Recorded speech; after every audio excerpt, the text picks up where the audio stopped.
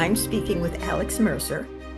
He is a master farrier and he lives in England and is the international judge for the American Farriers Association Convention taking place in Little Rock, Arkansas.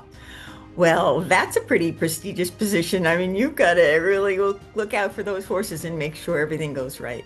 Well, I want to thank you for talking with me today. But before we begin, I want you to tell a little bit about how you first got involved with horses and how that led to you being a farrier. Well, it all started when I was a child, really. My mum and dad had horses on the farm. We had Welsh ponies, and my dad bred them. Always had 4 or 5 foals every year, and the collection just got bigger and bigger. And then I started riding those, and then formed into then carriage driving as well, where I did scurry driving. And then, yeah, it just went from there, really. Through my teenage years, I fell out of love with horses, and but then came back to it later on when I was around 20 years old, and I joined the British Army, and I joined one of the senior regiments of the British Army called the King's Troop, which are quite famous for firing the 41 gun salutes in Hyde Park and Green Park in London.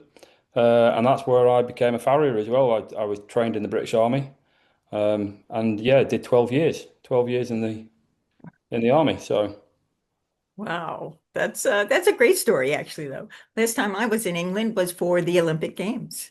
right, Pretty good thing you did there. yeah, yeah. Okay, so what can people expect at the American Farriers Association Convention? Good question. I'd like to ask that the same as well. So yeah, it's I've never been, but it's been a real honor to be to ask to judge the competition this year. So yeah, but I can just imagine what it's going to be like. You guys, you put on a big show, always put on a great competition, and really welcoming and yeah, just really looking forward to coming over and judging the best of the best of the America and Canada have got to offer. So yeah, it's a real honor, Yeah. and yeah, hopefully it's going to be hard work for me. Hopefully, I'm going to have some real good work to judge, and it's going to be splitting hairs. And hopefully, yeah, everybody has a good 4 or 5 days when we're over there.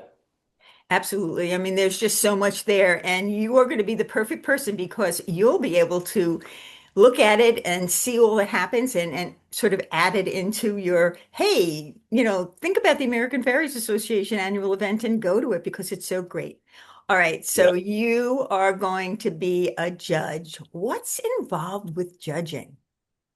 So primarily, you've got two aspects of it. You've got shoemaking rounds, where a specimen is produced. Usually, over in this country, we the judges provide the specimens, but for this convention, we're not asked to provide the specimens. They have a pool of shoes that they will draw out, and then the only thing I've been asked to do is just take over one shoe to put back into the pool of shoes for next year.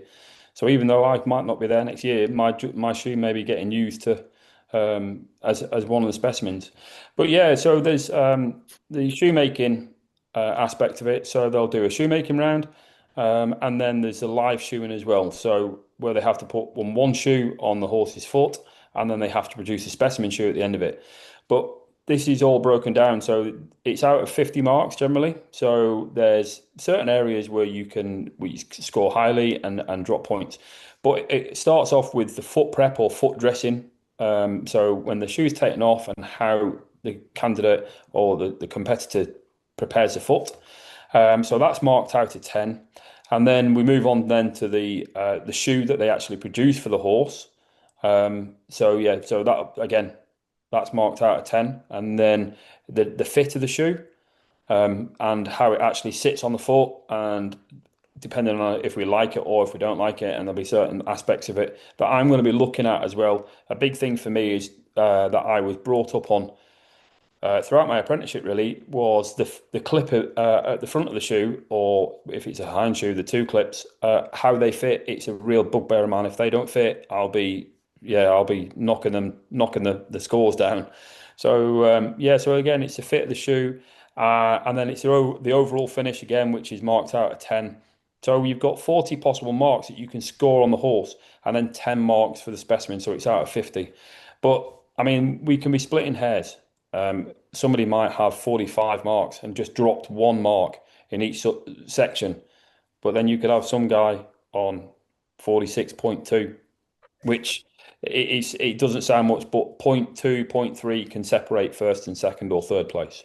I've actually been involved in competitions where there's been 0.3 of a mark, which has separated the top three. I bet you don't have any time to breathe when you're there. So No, you that's going to don't. be No, you exciting. don't.